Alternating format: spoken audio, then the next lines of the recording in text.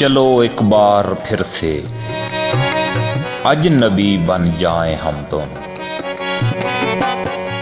न मैं तुमसे कोई उम्मीद रखूं दिल नवाजी की, न तुम मेरी तरफ देखो गलत अंदाज नजरों से।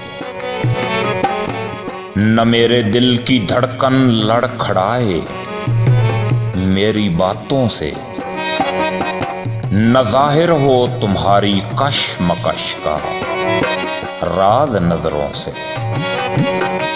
और तुम्हें भी कोई उलझन रोकती है पेशकदमी से, तुम्हें भी कोई उलझन रोकती है पेशकदमी से।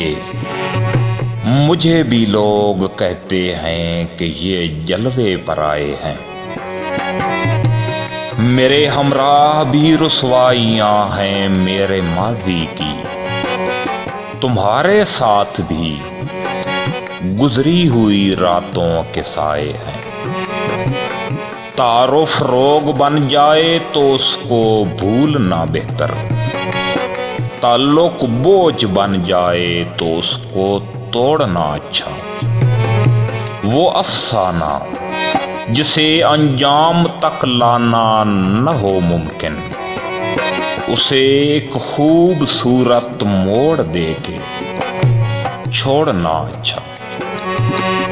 चलो एक बार फिर से अजनबी बन जाएं हम दोनों।